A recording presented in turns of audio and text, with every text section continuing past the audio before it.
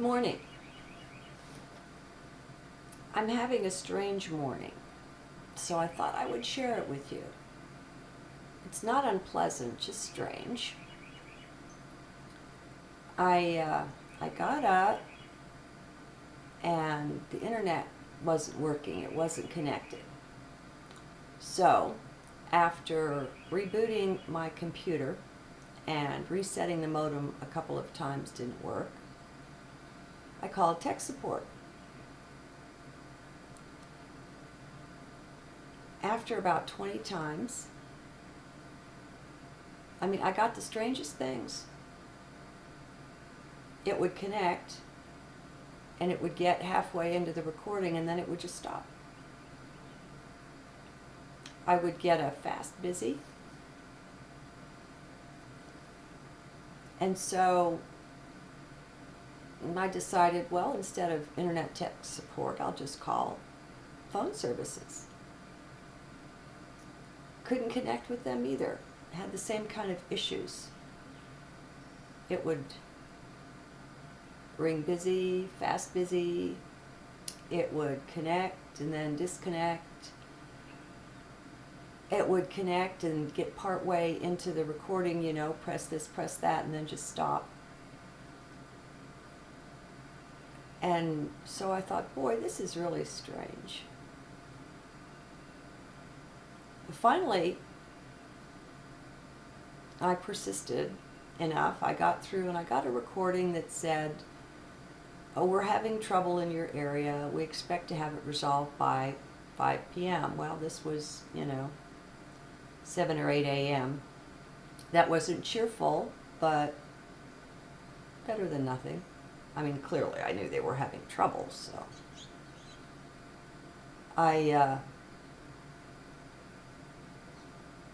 not having the internet to get news, not having a TV, I dusted off the radio, plugged it in, and found a couple of channels that were local, and they weren't saying anything in particular. No bulletins, something's wrong. And so I finally, turned it off and decided, okay, it is what it is. Now the interesting thing, I live in, central or southern states in the U.S., and recently one of the big providers here is Windstream or something like that, and they had a major thing like this, maybe an outage, we're going to have trouble, you might have unreliable internet service for a day or two or whatever it was. My friend up the mountain, Bob, was reporting this to me, and I thought it was kind of strange that the whole service provider would go out, not just locally, but over the whole area that they served. And I thought of CISPA. I thought of, I wonder if they're implementing these new things. They want to be able to take control of the internet. Well, maybe they are, folks. Now my service provider is having an issue of some kind, and I don't trust anymore. How about you? There isn't a lot that any part of the establishment could say to me that I would trust. So I'm just looking at this. What if you woke up one day and somehow overnight the powers that were had managed to do something drastic to play their hand, lay down 4 aces or something. Knowing them, it would be 5 aces, so, there'd be nothing clean about it. But what then? As I look at myself, I'm delighted to find myself totally calm, not afraid. I won't say unconcerned, because there's a part of me that's very attached to the internet, doesn't like to be without it. So there's a part of me that has a concern, but it's not the real me. It's the mind, the body mind. And that's fine too. It is what it is. We're all a two-sided coin. Consciousness and then the body mind, the avatar we're working with here. I wonder how self-reliant are you? How self-reliant are we? I think I'll attach a link to this where you can listen to Ralph Waldo Emerson's Self-Reliance. It's my favorite essay of his, and he's a great essayist of an earlier century. And he talks about his vision of what it means to be truly self-reliant. And let's capitalize that S in self, reliant on the higher self, the inner self, the divine being that we truly are. What if those playing the role of the bad guys had gotten the upper hand and you got jerked around a bit? How cool would you be with that? How much reliant on yourself such that you know that there's nothing they can do to touch who you really are? That the things are as they are, and that's fine. No matter what it looks like on the surface, that's fine. We're divine, and in a way, this is a dream world. Or in a way, this is a game that we're playing. And most of us have gotten too invested in it. We have drilled down into the belief that we are the body mind, and that this is reality, and that everything here counts, and it's really important, and all of that sort of thing. Well, of course, mind would want to believe that. This is mind's realm, this is mind's game. But the thing that I've discovered is that the powers that were are the bullies on that playground, the playground of mind. They've staked out the territory of lower mind. They can't touch higher mind, tap into it. They can try, but it's just like trying to create eternal life for themselves, you know, what with the cloning and the androiding and going mechanical. It's very sad, you know, when you realize it's all so very unreal. But they've steered themselves into that kind of a corner, and that's the walk that they've chosen. So, you know, they deserve the right to walk their walk just as we do. It's just that we're separating out now.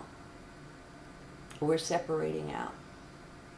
And the sooner we pull out and pull back from identifying with all of this, the better off we'll be. The playing field is ours, the whole thing, if we choose to take it. But the way we take it isn't anything like what we've been taught. What do you expect? Who was in charge of the teaching? I mean, there were really decent teachers and principals and people involved in our education. They didn't know any better.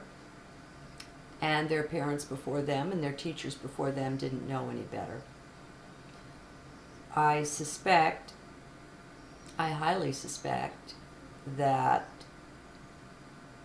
some of the beings behind the scenes that are running things have long lifespans, along the lines of what Alex Collier said was the reality for the beings from Andromeda. 2,000 years on an average. His one contact was over 4,000 of our years old when he crossed over. And so, with our very short lifespans, that makes us much easier to control. We're not looking very far ahead. We know we won't be here. And as much as we'd like to give a care about our kids, from the way things have been running, it doesn't look like we are very sincere about that. It's not that we're not sincere. We're not awake. We're mind-numbed, controlled, drugged, hypnotized, that kind of thing. So no beating up on yourself, all right? That's just more of what the dark force would love for you to do. So, what's the reality? Well, it's not in 3D. But that's okay, because you're not either. You have a presence here, but it reminds me of the conscious mind being about 5 to 10% of the whole mind. You have but the tiniest percent, if you will, of who and what you are invested here in the dream. At this point, it's my belief or understanding that at night, when we leave the body, when we're dreaming, that's closer to reality than when we're awake. That's the extent to which the conscious mind has been taken over here on planet Earth. Now, that's how it's been, which is nothing compared to now. How it's been isn't how it has to be. That's up to us.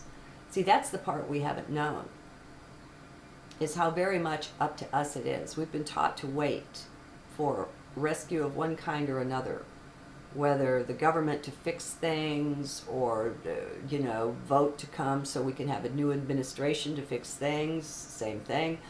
Whether to wait for Jesus Christ to come again or some version of that, whether to wait for ETs to come and do the rescuing.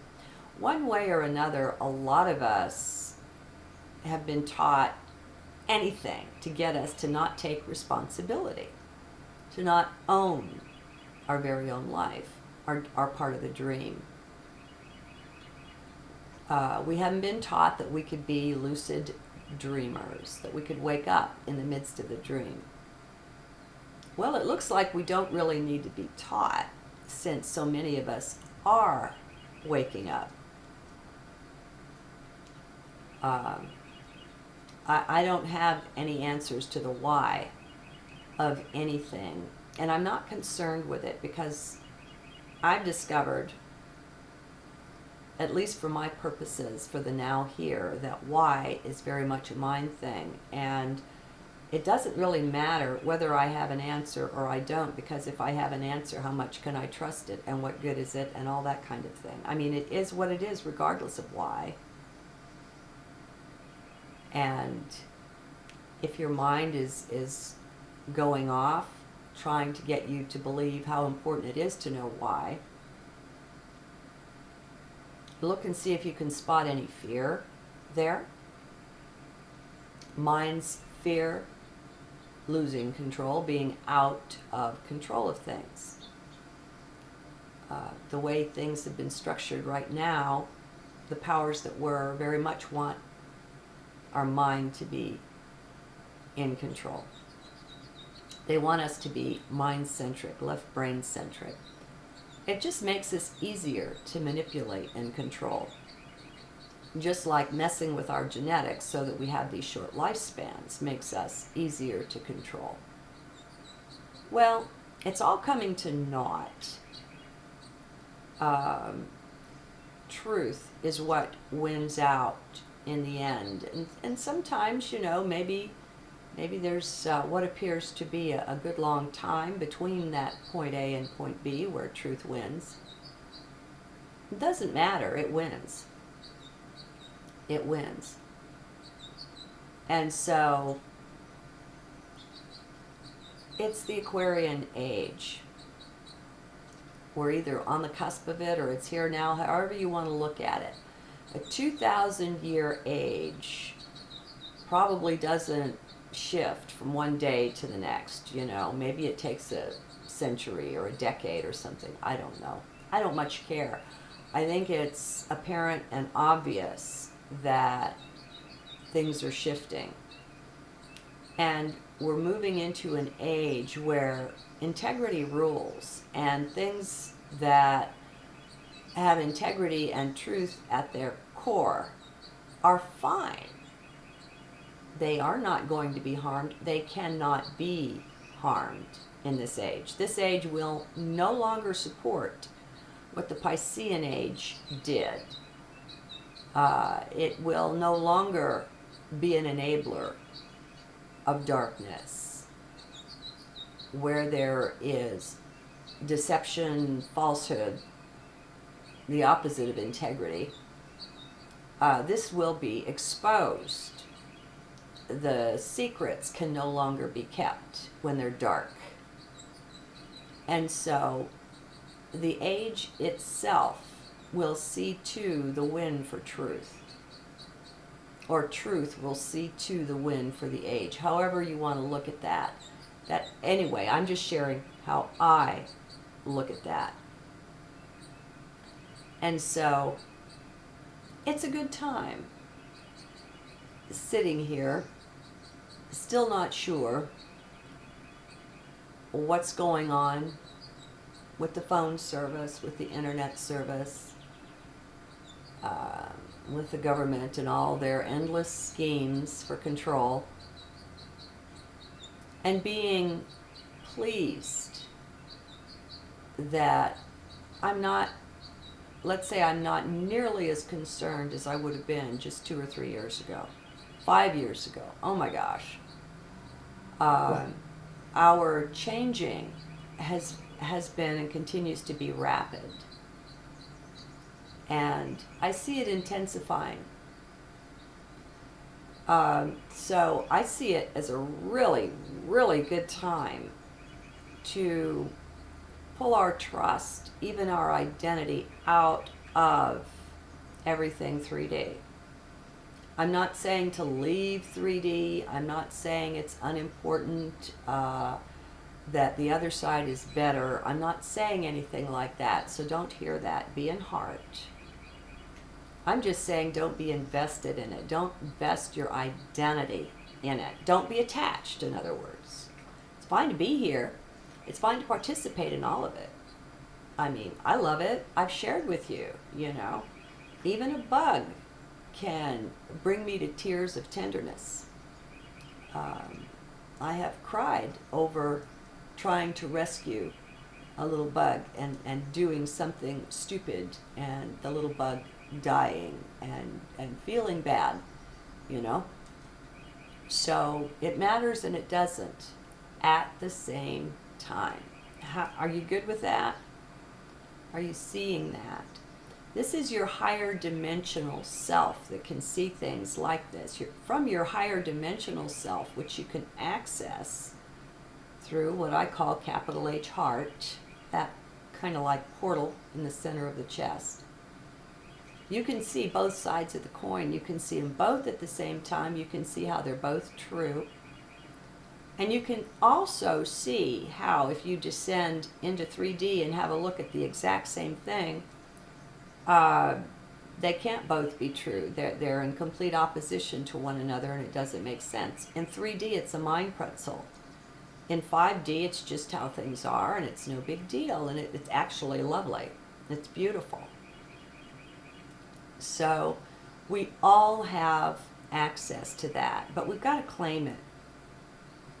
There's the thing, it's an age that will at least have to start out with people waking up sufficiently to take personal responsibility for their life.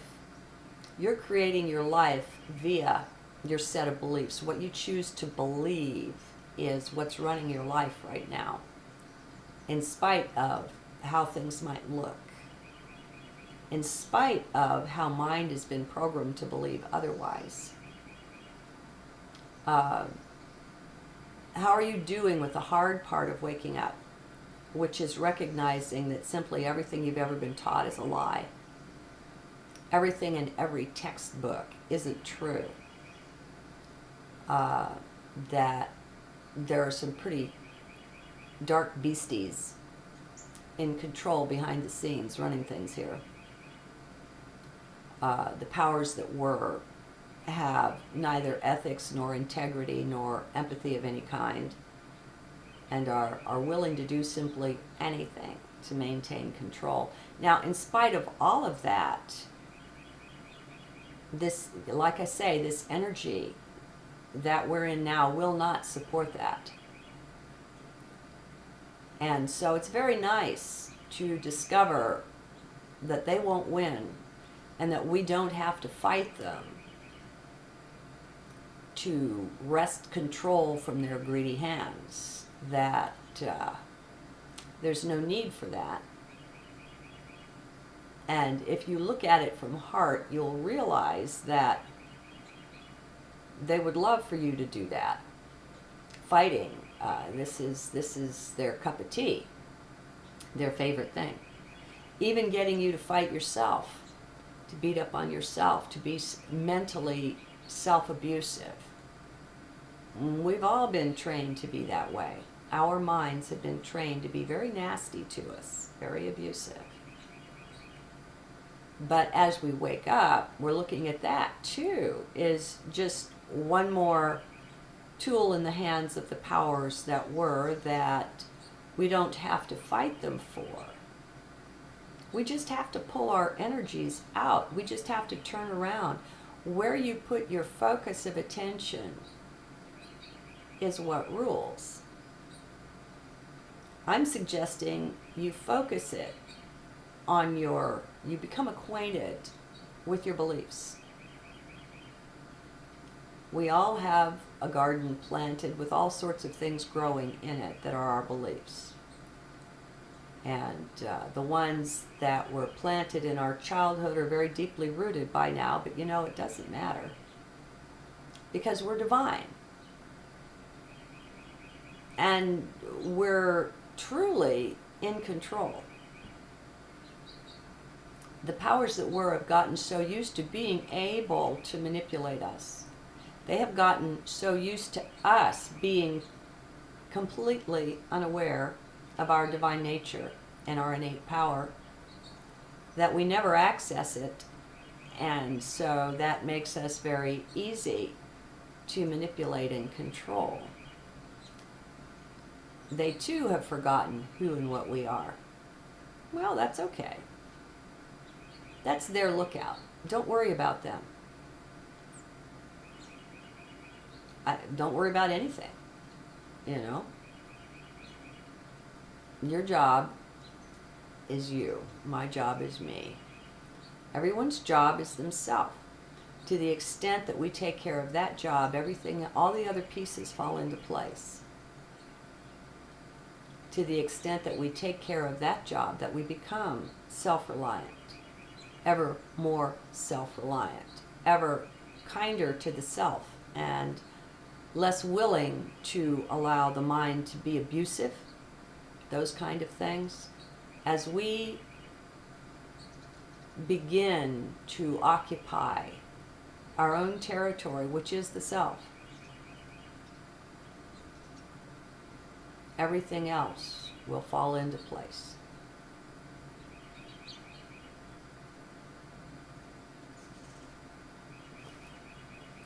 See you again soon.